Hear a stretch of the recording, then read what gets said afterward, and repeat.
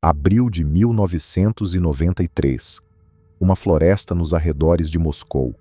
Num galpão abandonado no meio do nada, havia uma corda pendurada numa viga de madeira, com um nó cuidadosamente preparado, uma argola perfeita. Não estava lá por acidente. Alguém a havia colocado ali com cuidado. Havia voltado várias vezes para verificar se ainda estava firme. Havia ajustado as fibras quando o frio do inverno afrouxava o nó. Alguém estava esperando a pessoa certa para colocá-la em uso. Naquele dia de abril, esse alguém estava caminhando pelo mesmo caminho de sempre em direção ao galpão. Mãos enfiadas nos bolsos. Passo pesado na terra congelada. Completamente tranquilo, porque em 5 anos nunca havia encontrado nenhuma surpresa.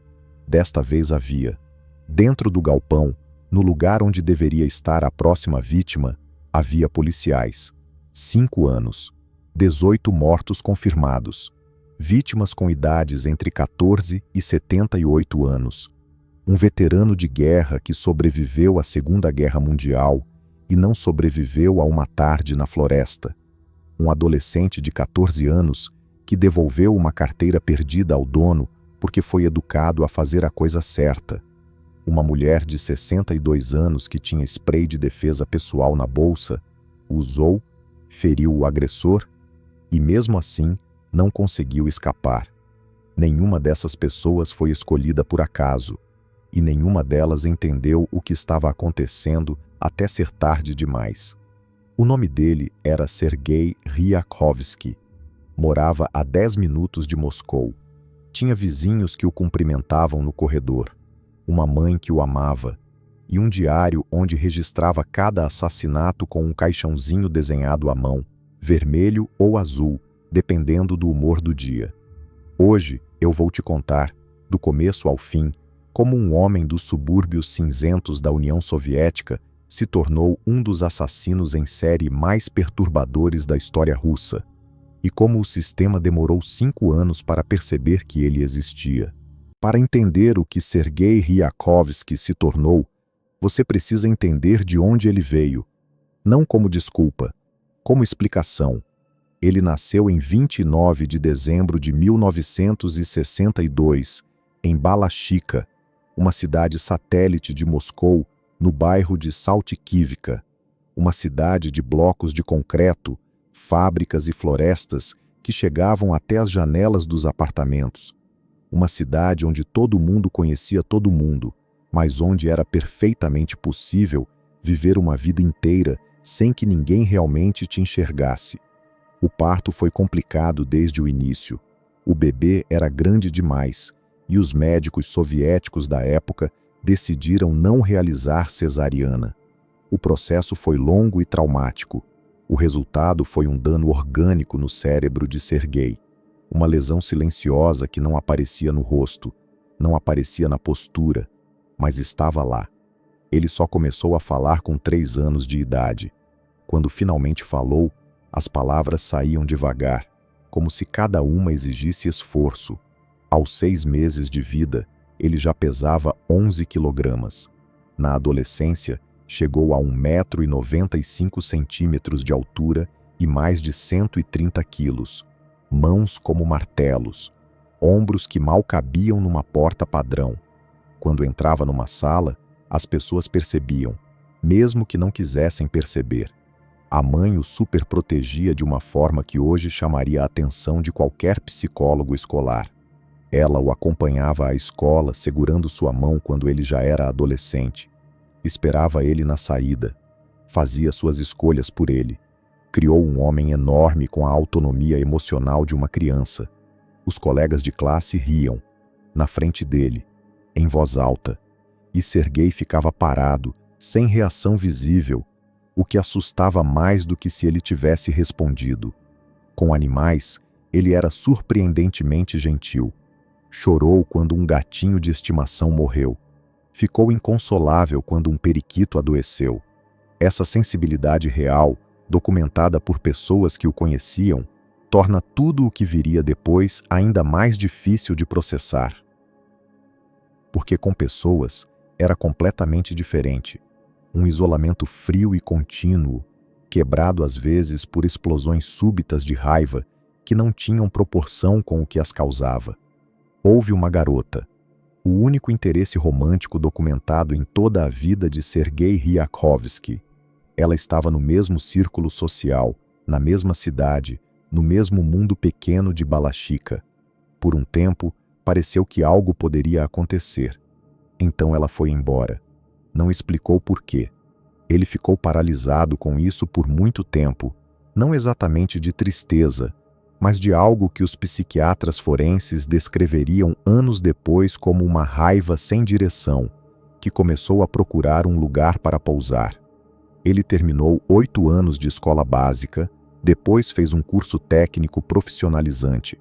Trabalhou como operário, ajudante de construção, carregador, auxiliar em diferentes empresas.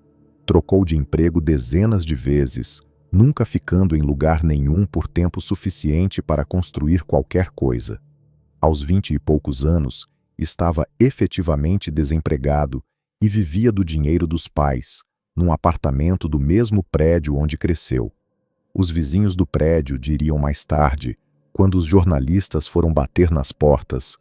Cumprimentava a gente no corredor, nunca olhava nos olhos, esquisito. Mas quem não é esquisito por aqui? Em 1982, Sergei Ryakhovsky tinha 20 anos e ainda não havia matado ninguém. Entre o verão e o outono daquele ano, ele começou a atacar mulheres idosas no bairro moscovita de Golianovo.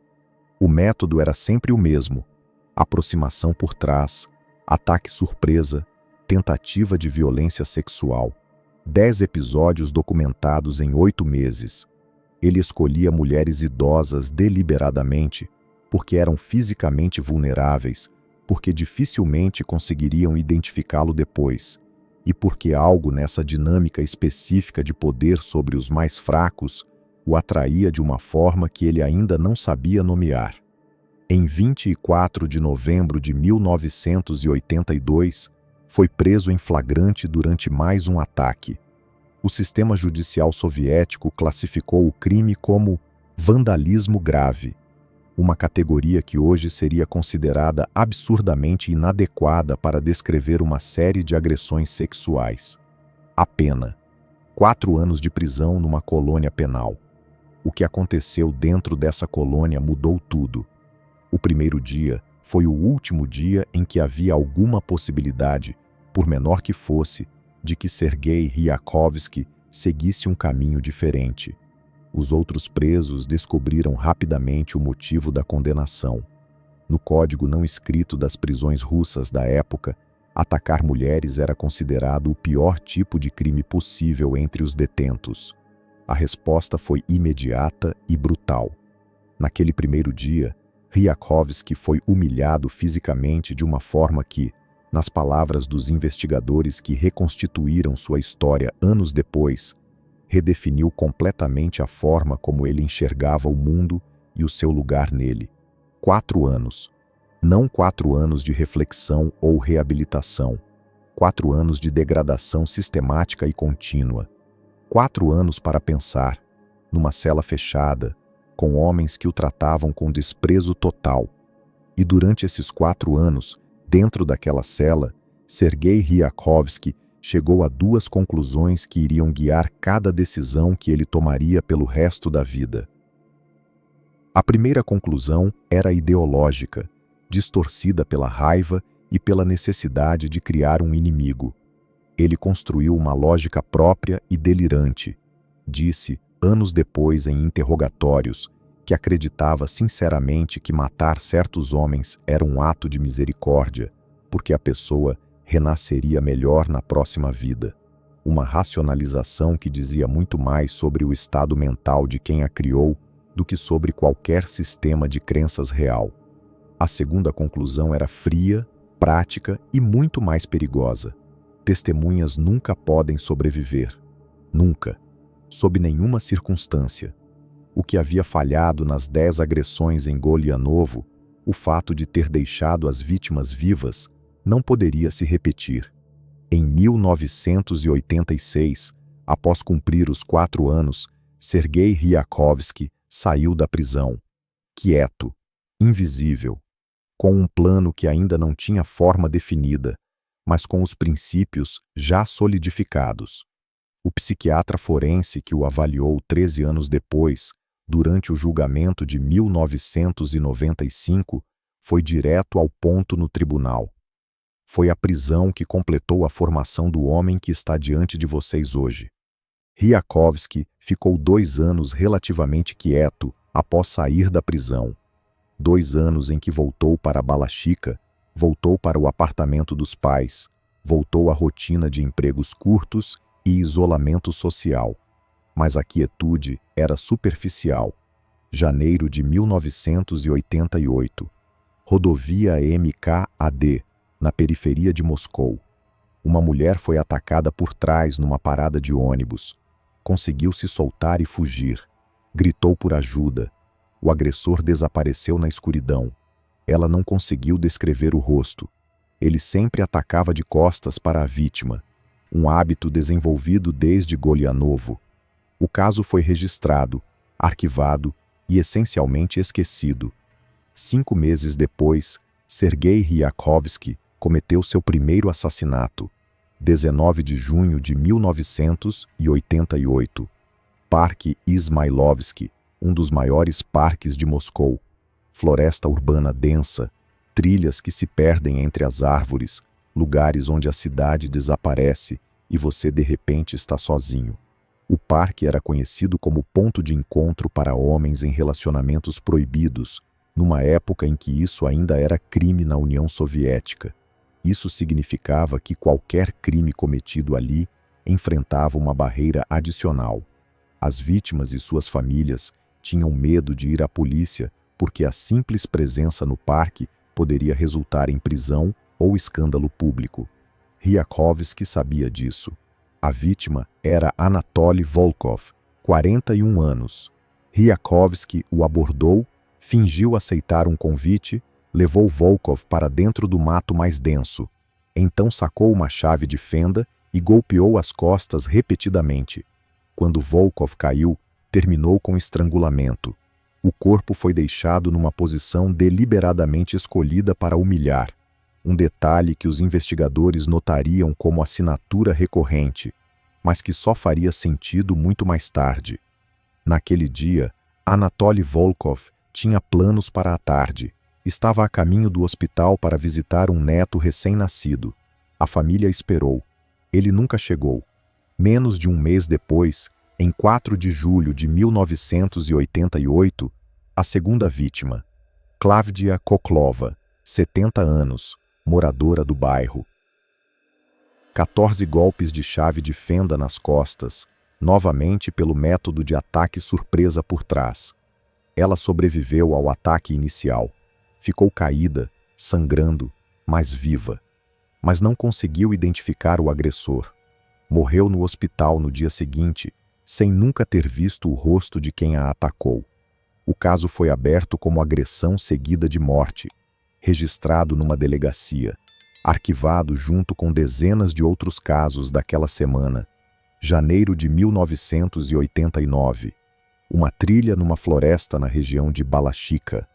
Um adolescente de 16 anos chamado Vitaly Zaykov estava esquiando com amigos.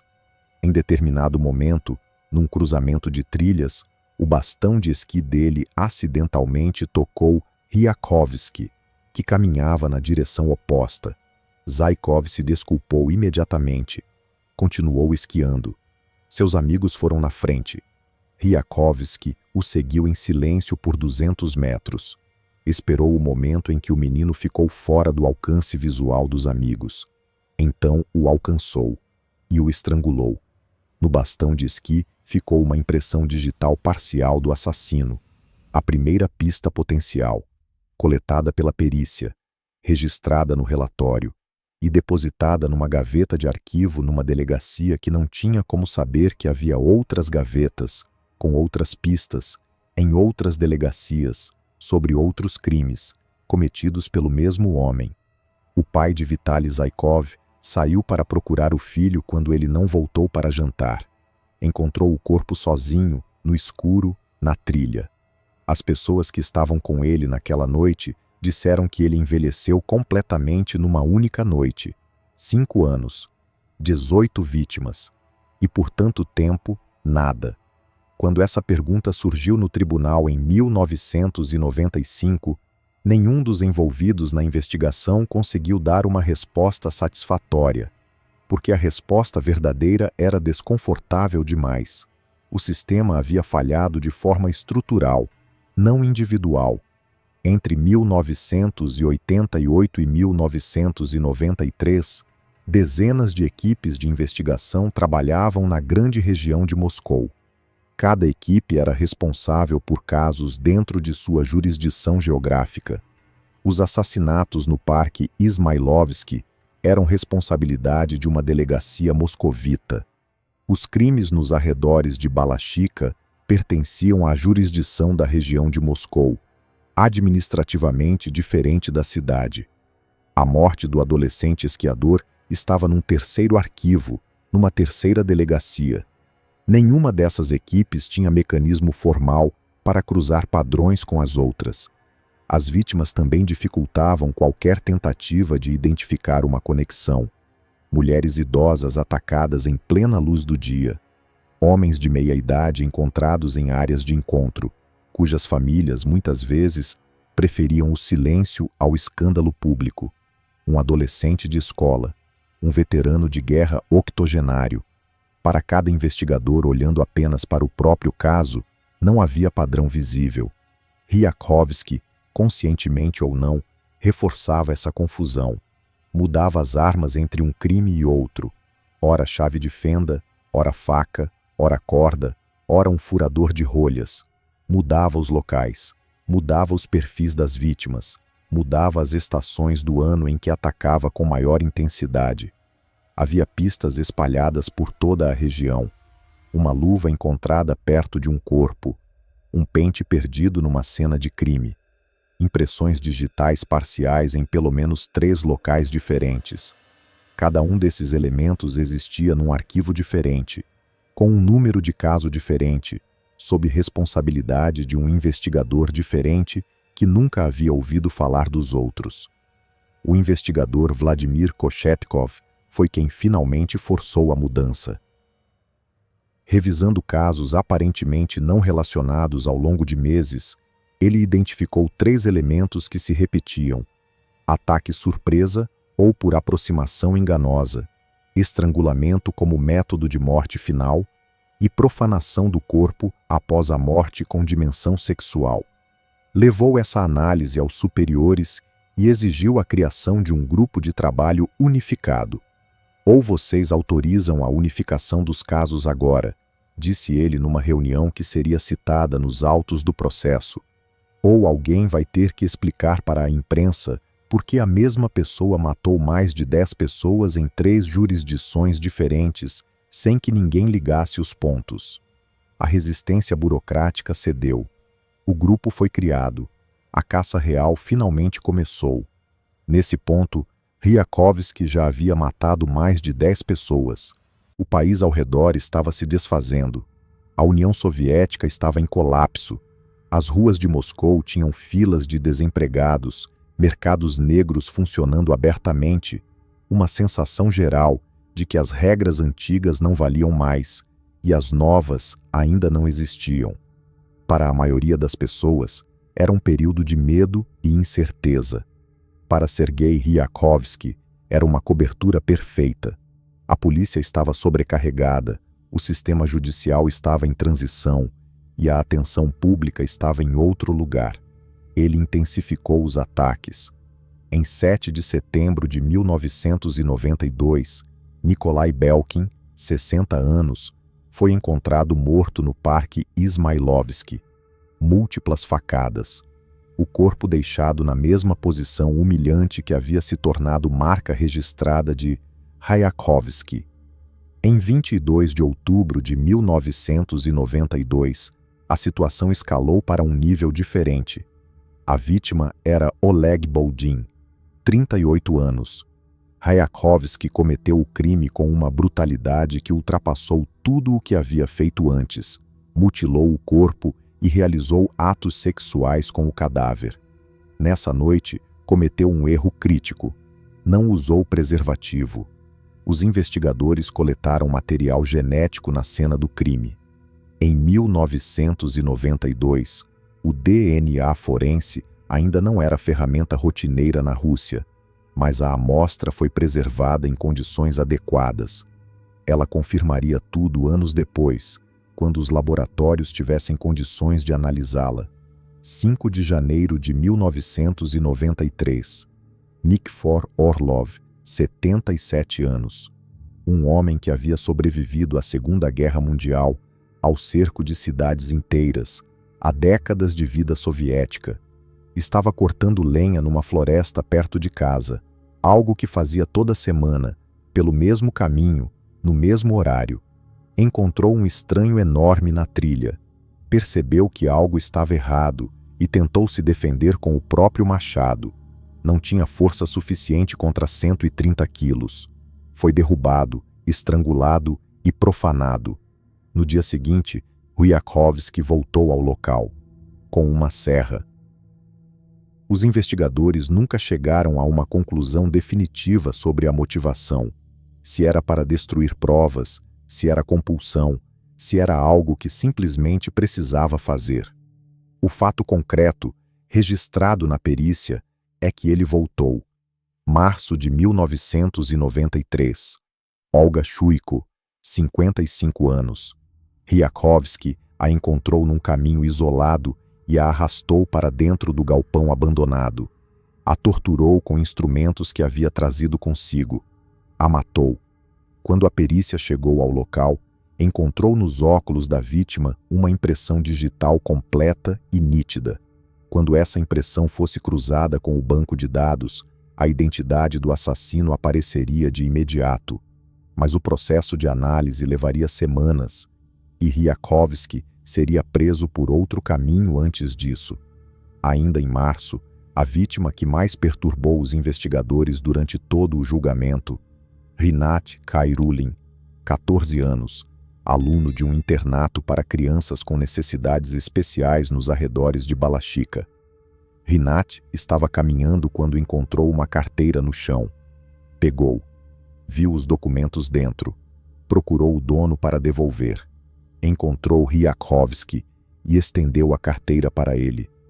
Ryakhovsky agradeceu. Começou uma conversa. Ofereceu acompanhar o menino de volta ao internato. Levou-o para dentro da floresta. O estrangulou. Depois fez uma fogueira e queimou os cadernos e os livros escolares do menino, um por um, com calma. Os investigadores, quando reconstituíram a cena e entenderam a sequência completa dos eventos, ficaram em silêncio por um tempo antes de continuar o trabalho. 12 de abril de 1993. O último assassinato da série. Anna Narcisian, 62 anos, estava voltando para casa quando Ryakhovsky a abordou. Diferente de todas as outras vítimas, ela reagiu de imediato. Usou um spray de defesa pessoal que carregava na bolsa. Acertou o rosto dele em cheio e, na confusão, conseguiu ferir o braço do agressor com uma sovela do seu estojo de costura.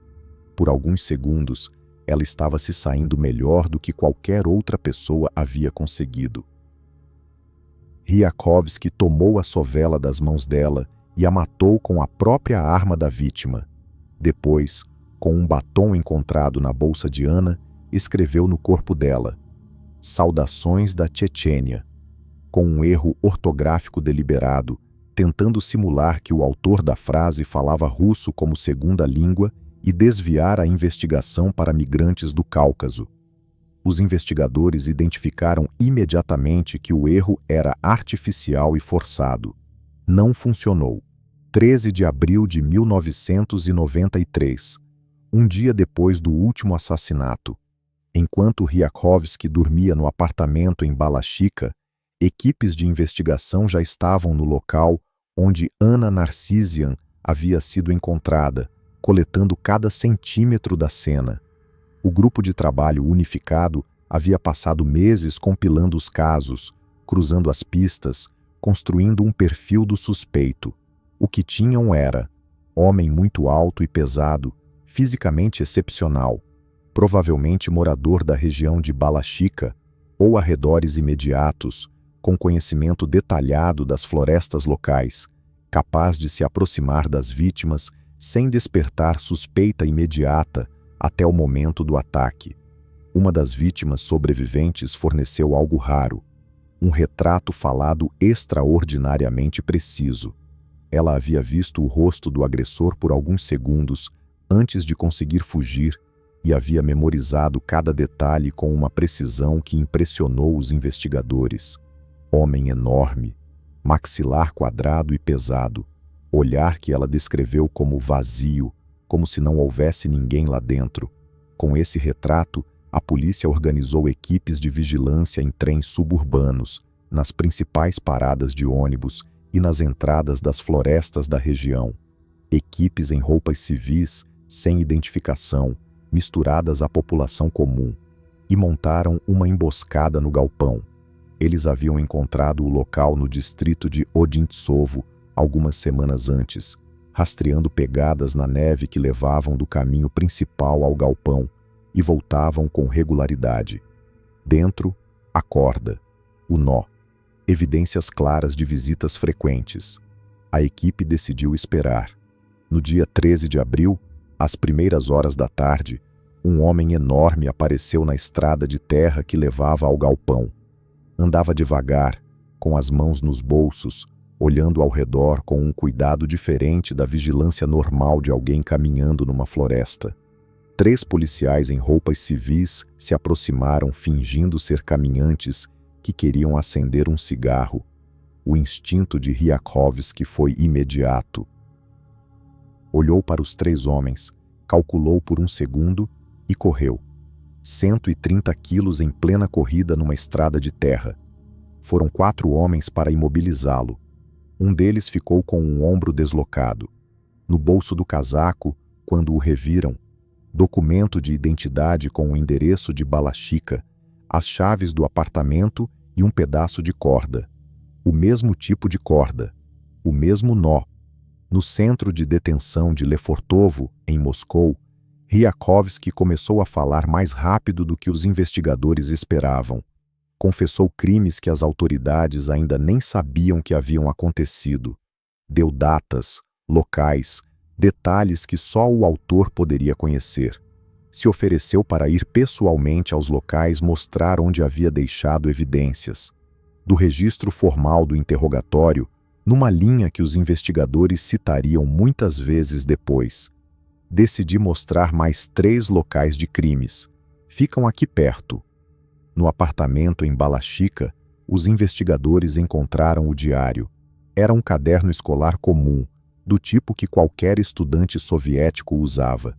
Dentro, cada vítima estava registrada com um pequeno caixão desenhado à mão. Uns em vermelho, outros em azul, dependendo do humor do dia em que a entrada havia sido feita. Ao lado de cada caixão, a data, a distância percorrida até o local do crime e o preço exato da passagem de ônibus ou trem, como um relatório de despesas de um funcionário prestando contas ao fim do mês. Organizado, meticuloso, completamente dissociado de qualquer senso de que os caixões representavam seres humanos reais. Durante uma das reconstituições nos locais de crime, Ryakowski pediu aos investigadores que lhe deixassem uma das fotografias tiradas na cena, uma fotografia do corpo de uma das vítimas. Quando perguntado por quê, respondeu sem hesitar: "É uma foto muito bonita." O julgamento de Sergei Ryakowski começou em 1995, 2 anos após sua prisão. 2 anos de investigação, perícia forense, análise de DNA, cruzamento de impressões digitais e reconstituições. 2 anos para construir um processo que cobrisse 18 assassinatos e 2 tentativas de homicídio documentadas. A perícia psiquiátrica levou meses e envolveu múltiplos especialistas. O diagnóstico final era complexo: gerontofilia, necrofilia, sadismo e o que os peritos chamaram de síndrome de indiferenciação do objeto sexual, uma condição em que o agressor não discrimina entre categorias de vítimas com base em gênero, idade ou qualquer outro marcador. Quando a compulsão era ativada, qualquer pessoa vulnerável podia ser uma vítima potencial. Os especialistas conectaram essas condições ao dano cerebral orgânico do nascimento e ao trauma vivido na prisão, não como desculpa, mas como cadeia causal documentada e verificável. A conclusão da perícia, no entanto, foi unânime.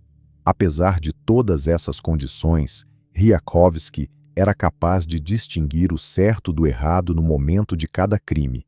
Planejava com antecedência, escolhia o momento, fugia quando necessário, tentou construir falsos rastros, era legalmente responsável por cada um dos 18 assassinatos. Quando soube do laudo, teve uma reação imediata, revogou todas as confissões, declarou que cada uma havia sido extraída sob coerção física, que havia sido torturado em Lefortovo, que os investigadores haviam fabricado evidências. Exigiu um júri popular, um direito recém-introduzido no sistema judicial russo pós-soviético. No tribunal, tentou construir uma narrativa de si mesmo como produto e vítima, do sistema soviético que havia falhado com ele desde o nascimento, da violência que havia sofrido na prisão, da negligência estatal que nunca lhe ofereceu qualquer forma de tratamento ou apoio. Havia elementos de verdade nessa narrativa. O sistema havia falhado com ele em vários pontos reais e documentados. Mas os jurados foram capazes de distinguir entre explicação e justificativa. Ouviram tudo com atenção, pesaram cada argumento, e não acreditaram que nenhuma dessas falhas transferia para outra pessoa a responsabilidade pelos 18 assassinatos. Em 11 de julho de 1995, o veredicto foi lido em voz alta no tribunal. Culpado em todos os 18 assassinatos e nas 2 tentativas de homicídio. Pena de morte por fuzilamento. Ryakowski ouviu a sentença em silêncio absoluto, com a mesma expressão neutra que havia mantido durante grande parte do julgamento. Quando o juiz encerrou formalmente a sessão e os guardas se aproximaram, ele se virou para o plenário ainda cheio de jornalistas, familiares das vítimas e curiosos, e gritou, com uma voz que todos os presentes descreveriam como surpreendentemente calma para a situação: "Eu vou voltar."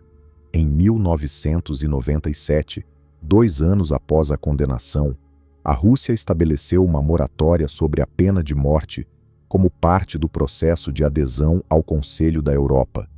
Todas as sentenças de morte pendentes foram automaticamente comutadas para prisão perpétua. Ryakowski foi transferido para uma colônia penal de regime especial em Mordóvia, a centenas de quilômetros de Moscou. Na cela, leu muito. Isaac Asimov, Ray Bradbury, Robert Sheckley, ficção científica, mundos imaginários, histórias de outras realidades. Começou a escrever suas próprias memórias, um documento que os funcionários da prisão descreveram como detalhado e organizado, mas que nunca foi tornado público. Enviava cartas regularmente para a mãe em Balashikha. A mãe nunca foi visitá-lo, nenhuma vez em 10 anos. Os outros presos da ala onde ele estava pediram transferência coletiva depois de alguns meses de convivência. Não conseguiram articular exatamente o motivo. Disseram apenas que havia algo na presença dele que tornava o espaço difícil de habitar. Chamaram a cela de maldita. A administração da prisão os transferiu. Em 12 de novembro de 2007, Sergei Ryakowski morreu. Tuberculose pulmonar em estágio avançado, uma doença que havia se desenvolvido ao longo de anos nas condições das prisões russas e que, quando foi diagnosticada adequadamente, já havia destruído os pulmões de forma irreversível. Tinha 44 anos. Morreu sem visitas, sem testemunhas além dos funcionários da prisão, sem qualquer declaração final registrada. O local do sepultamento foi deliberadamente mantido em segredo pela família. Nenhuma lápide pública. nenhuma indicação de onde o corpo foi enterrado. A família decidiu que o nome e o paradeiro final de Sergei Ryakhovsky não precisavam existir para o mundo externo. Olha o mapa na sua tela agora. Cada ponto marcado é um local onde Sergei Ryakhovsky tirou a vida de alguém. 18 pontos, todos a menos de 20 quilômetros do centro de Moscou. Todos em florestas, parques e caminhos que qualquer pessoa poderia percorrer num domingo de tarde com a família. As pessoas que morreram nesses pontos não eram personagens de um thriller. Eram um homem que estava indo visitar um neto recém-nascido no hospital e nunca chegou lá. Um veterano de guerra que havia sobrevivido ao conflito mais brutal do século XX e que cortava lenha numa floresta como havia feito a vida toda. Um menino de 14 anos que devolveu uma carteira perdida porque foi educado a fazer a coisa certa. Uma mulher de 62 anos que tinha spray de defesa pessoal na bolsa e que por alguns segundos quase conseguiu. Por 5 anos, o sistema não enxergou o que estava acontecendo porque os casos eram de jurisdições diferentes, as vítimas eram de categorias diferentes, e ninguém tinha autoridade ou incentivo suficiente para juntar os pontos. Quando finalmente juntaram, já era tarde para 18 famílias. Sergei Ryakhovsky morreu numa cela em 2007, não pela mão da justiça que havia sentenciado à morte, por uma doença, em silêncio, como se nunca tivesse existido. Mas 18 famílias sabem que ele existiu, e os investigadores que trabalharam no caso sabem o que acontece quando um sistema decide que casos isolados não precisam conversar entre si. Se este documentário te fez pensar sobre justiça, sobre sistemas que falham, sobre o que acontece nas florestas que ficam a 10 minutos de onde você está agora, compartilha com alguém. Histórias como essa precisam ser lembradas, não para celebrar quem as causou, mas para nunca esquecer quem pagou o preço. Até o próximo documentário.